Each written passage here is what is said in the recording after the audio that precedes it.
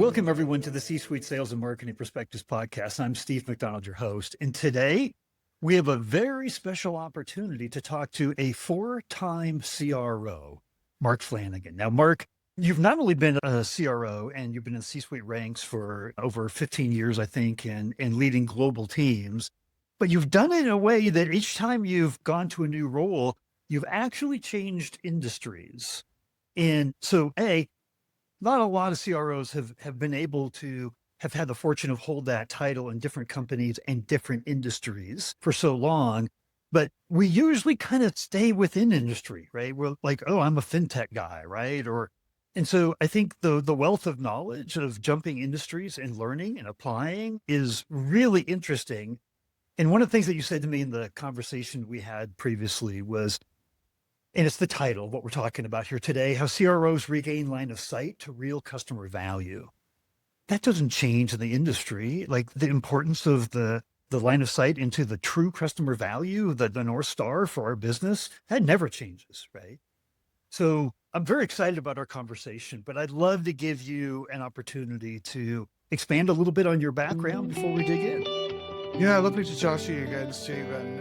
Yes, I'm a four-time CRO, and I've always moved industry, as you said. Look, I find it particularly kind of intellectually stimulating to move from one industry to another, right, and be able to apply the learnings and experience that you've garnered in one into a new situation where you're applying not just your industry knowledge, but also the experiences that you've had and the things that you've learned along the way. And I find that is a great way to stay fresh. It's a great way to learn. And I've always found it particularly useful for being able to assess an organization and what it requires, like really, really quickly, and have a pretty quick impact on the fortune there. I'm gonna jump right in and get to what I think is one of the most interesting questions. We talked a lot about how we need to rethink the buyer experience and that sometimes we can pigeonhole it. We have our own methodology, right? And it fits into our process, our sales process, right? Our go-to-market process. But you like to look at it the opposite way around. And I just wanted to give you an opportunity to expand on that thinking. Yeah, absolutely.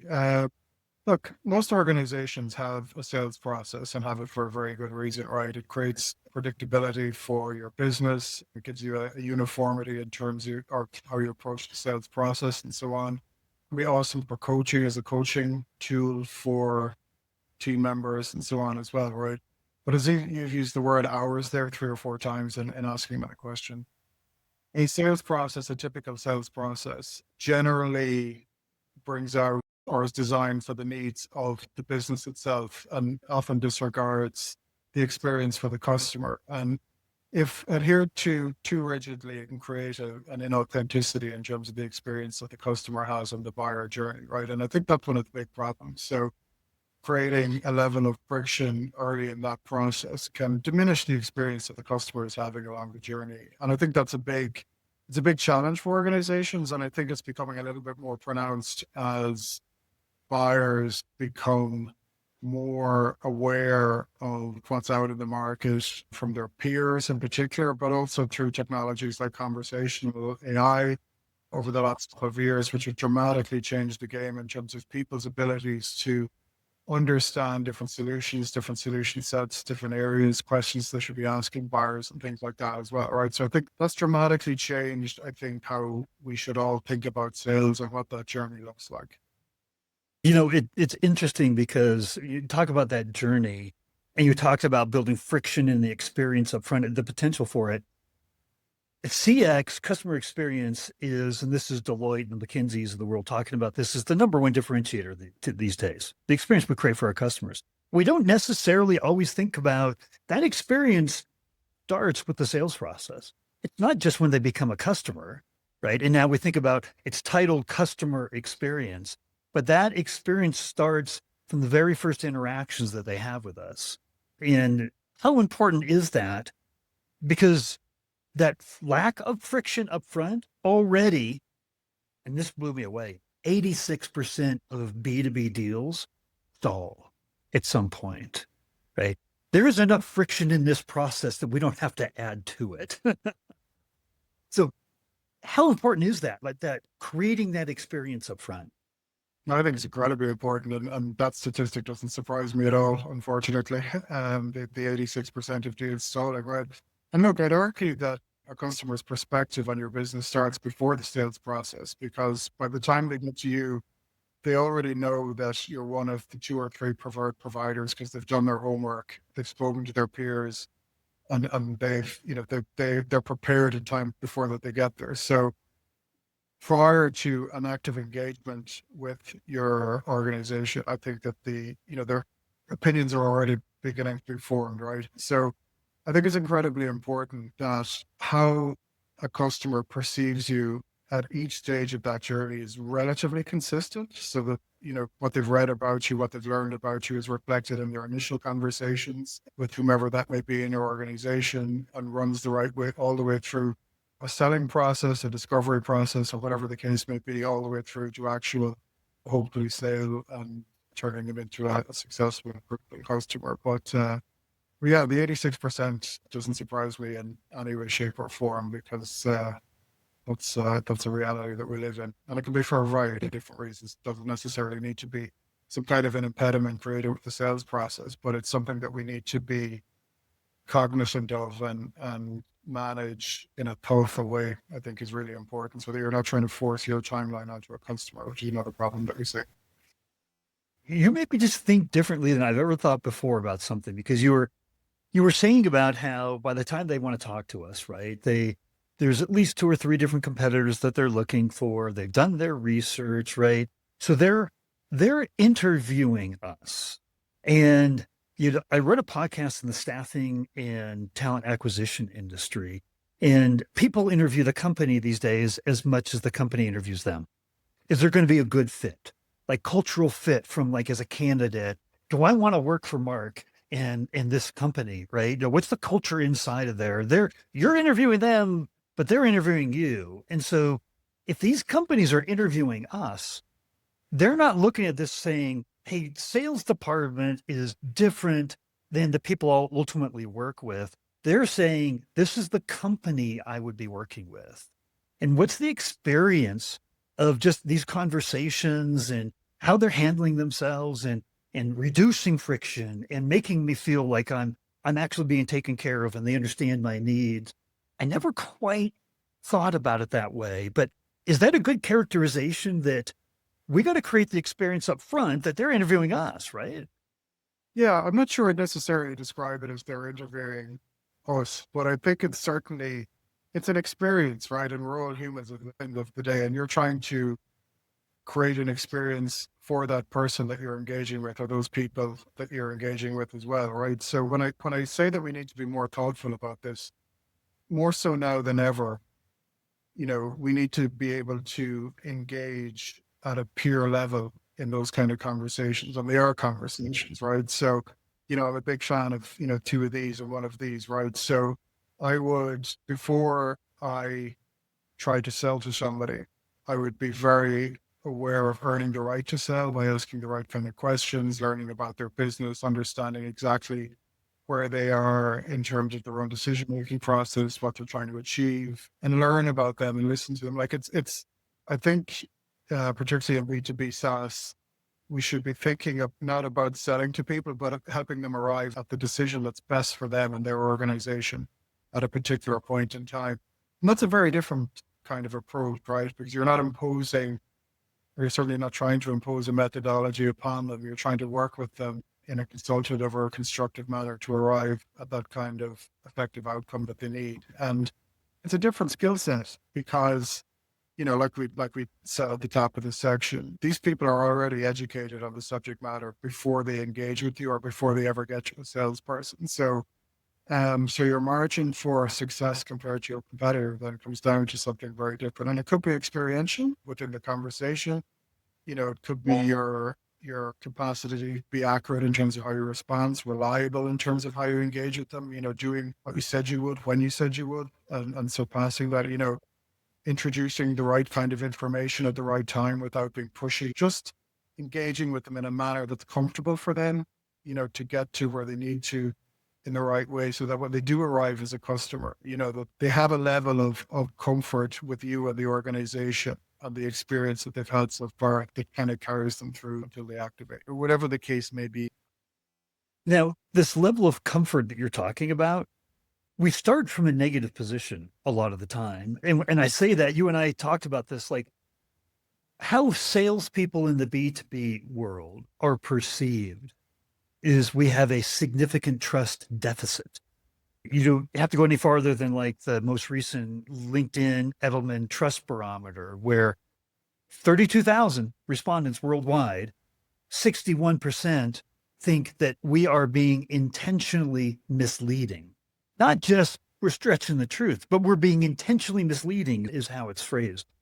That, there's plenty of other stats about how trust of the salesperson has just gone down and down, the whole entire organization. So the idea of creating a permission to sell to them by building trust when we start at a deficit, like what does that mean? Like, how do you overcome this trust problem, right, in the sales process?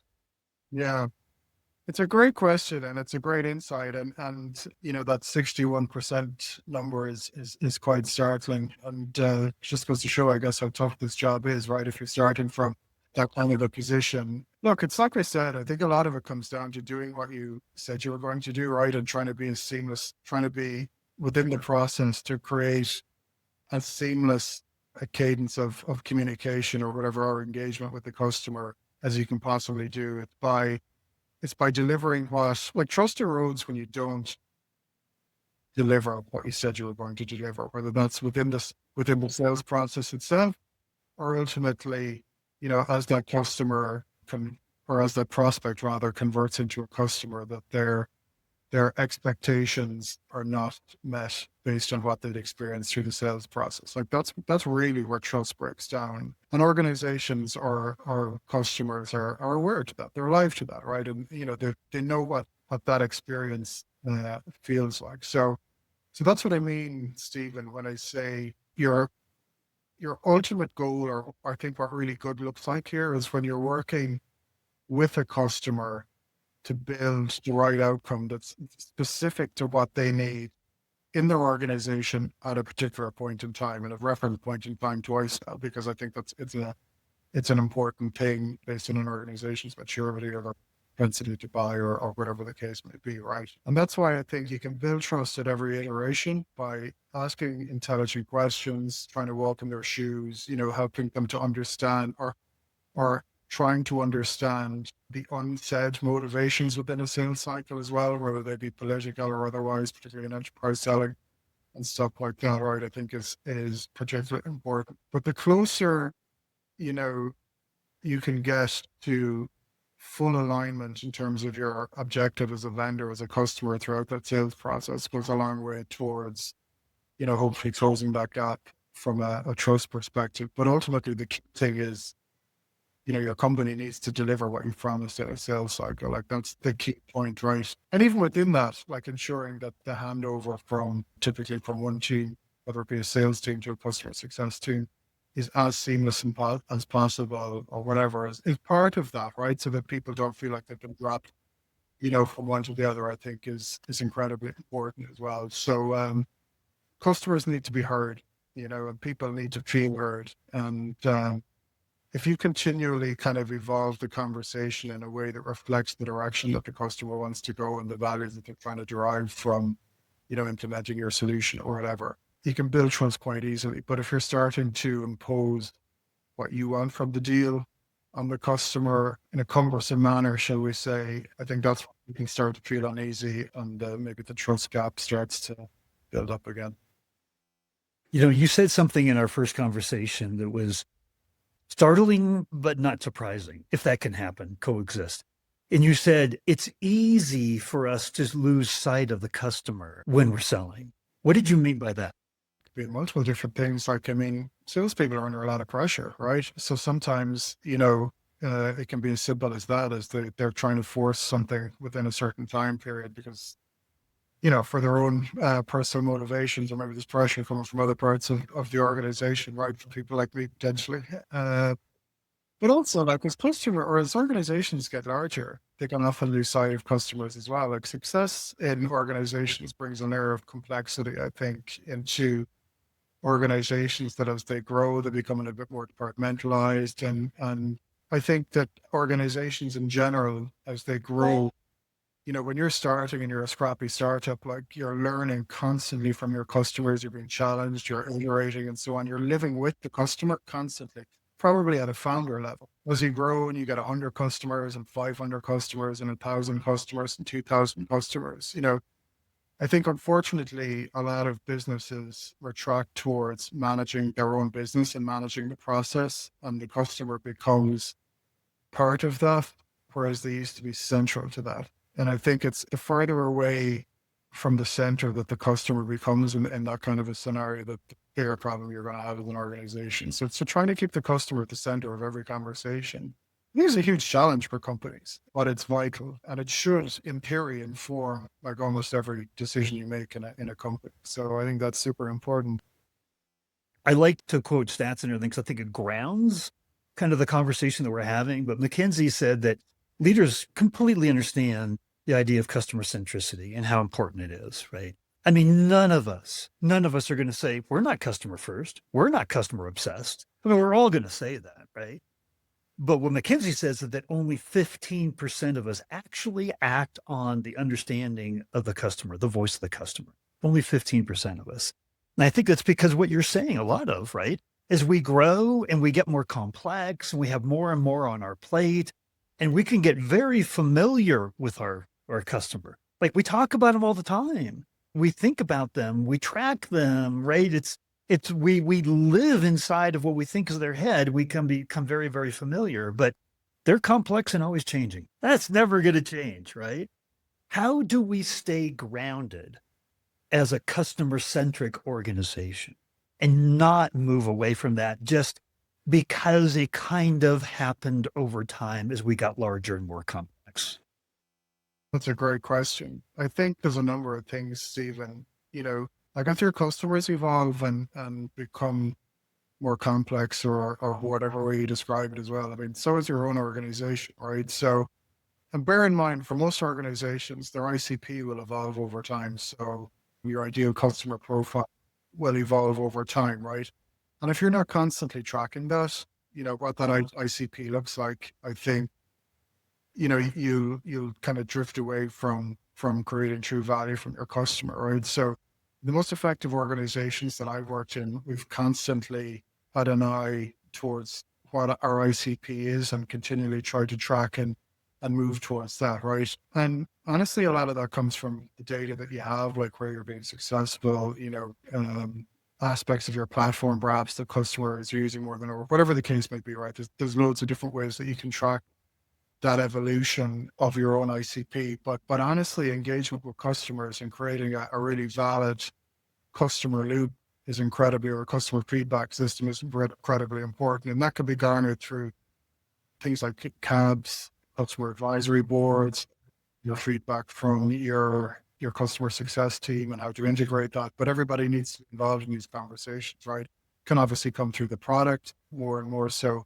I think one that's often missed is executive engagement. Inside once you've sold something to a customer, you're generally the person that you've sold to is often not the person that you're dealing with on a day-to-day basis. It moves into an operational mode. I think maintaining that relationship with the executive and the buyer is super important, because once they've left the room with you, all of your competitors are still trying to sell to them, introduce different value to them and so on, right? So not just from a competitive perspective, but their own businesses are evolving as well, but they're also being hit up by, everybody else. So making sure that you stay connected to your customers at the right level at the right times is super important as well. And that information flow is bi-directional, is incredibly important. So look, keeping the customer at the center of your being, 15% seems low. The study that you've mentioned, I'd love to know how they've defined that and categorized that. But keeping the customer at the center of what you do is it's what marks out the stellar companies from the average, right? And I think it's super important, but it's possible, but it's hard work. It's something you need to be constantly It's something you need to be constantly aware of. That same study, it ended with a recommendation from McKinsey. It literally said, shut up and start talking to your customers. Right. The how you perceive your offer, your product, your platform or whatever is it's not how your customers perceive it. So like people will always find different use cases, different perspectives, and so on. And they may also have, used multiple competing products or solution tiers as well. So that they will come at it from a different lens. So it's not just an opportunity from feedback in terms of how you're performing today, but it's also a great opportunity to learn how you can develop in the future as well, right? So it's when your product meets reality or real life on the streets or whatever you want to describe it, right? Is where it's where you know where you stand. But absolutely, like if people at your company at all levels and in all functions are not engaging with your customers on a regular basis, you're missing out. You're missing out in a big way, you know? There was a woman that was on the podcast about a year ago, and she's a three-time B2B CMO. She's also, her name's Efrat Ravid, and she is a value accelerator advisor with Goldman Sachs. And she said, not only should executives, everyone, but she said specifically executives, we're not too busy. We should be spending 20% of our time, no less than that, talking to customers because it grounds us. And she said, here's the number one question that I love to ask. And it reminded me of it because you said something, I forget exactly what it was. You just said it about, talking to customers about us. She said, here's the question that I love to ask. What is it that we do for you? Yeah, it may not be the value that you're describing on your website or in your sales materials or whatever, and that's a really, really good, clever question to ask because it'll give you, I'm sure, multiple different perspectives and allow you to think differently about your own organization and what you do and how you perform. So I think it's a really good insight. She went on to say that lots of times what we do for them isn't fact based. It's not feature focused, right? It's an emotional connection to us and our company that makes their lives easier. It frees up time on their team. They could start doing things that they haven't been able to do before, right? She's basically the point was be open to how we help our customers and constantly learn on that. This idea that you're talking about is underscoring of just everybody should be talking to customers, right? And there is a benefit of having conversations that are outside of the sales environment too, because though like those customer advisory boards, nobody feels like they're going to be sold to. There just isn't an air of I'm now going to be presented and sold to, right? And so there's an opportunity to have conversations at every level and every turn. And I think what I'm taking away from our conversation here in a big way is that we lose sight of that. We think about it in our own lives, right? We grow up and we look at our kids and we're like, oh my gosh, how did I become that parent, right? It just kind of happened. No, it just slowly over time, it just kind of happened. And we can't let that happen. In our professions, we can't let the focus on the customer just kind of slip away because we got busy and everything got complex and I got a lot to do. I got new people I got to train and get this guy up to speed. And, there's always going to be other things that we can do with our time. It's a matter of prioritizing, right? Well, just to be clear, when I say about constantly talking to the customer, I'm talking about all the other times outside of the sales process. Like that's a given that you're engaging with the customer there. I'm talking about every other aspect of what you do. So customer success, obviously post sale, but even within a post sale environment, right? Like when I run QBRs with customers, I make as little of it as possible about the review and as much of it as possible about learning how we can develop together and more forward looking and grow together, right? Because I think that's really important. I'm talking about your CEO talking to your biggest customers and your smallest customers, right? Every now and then, I'm talking about your product teams, your engineers directly talking with customers as well at all levels within the customer, because you talked about, you implied, that your conversation that lady was, the customers are talking about benefits that they get from features. They're talking about like how they feel, what the experience is, what the platform is enabling them to do, right? So it's the why rather than the how that's really important in those instances, right? So it's the outcome that you need to be focused on. And that kind of lived reality only comes from direct conversation with the customer, because otherwise you're only seeing within the platform, and you don't have you'll never get a full view of the impact that you're making and the reasons why, and the reasons why they're using you and how they're using. So it's all of the things outside of the sales cycle that I think are what will really kind of differentiate you and help you progress. So I would love to ask you the most important question yet, because we're like 28 minutes into this conversation. We've covered so much territory, but this is the most important question at all, because your peers, CROs, CSOs, CMOs, CEOs, VP, head of sales, marketing, they're all listening right now. And our poor human brains can only remember about one or two things at a time. And I just want to focus. I want you to be able to articulate, if there was one thing that you wanted your peer community to take away from our conversation here today, what would that one thing be? Well, it probably is the most important, actually, Stephen. I think, to the theme and tone of what we've spoken about, I think regardless of how large your organization is or how you've grown or how your structure has evolved as a vendor, you can't delegate proximity to the customer. And I think remain truly, like every company starts off like highly customer centric, as like what we chatted about earlier on. But to remain truly customer centric, I think, maintaining that level of intimacy and proximity to your customers is incredibly important. So whether it's 20% that your previous guests had described or not, but design it into your work week, and it should be a weekly thing. And I think that would be really important. So I just want to say that the mission of this podcast is to bring different people from different perspectives all over the world, C-suite executives, different insights, different background, different experiences. But if we can all make a recommendation how we all can be more successful, then that's the rising tide that lifts all boats. And this was an amazing conversation. And I think you were an amazing part of that rising tide today. And I just want to say thank you for coming on today. Yeah, no, it was a pleasure. And I really enjoyed it. So thank you very much.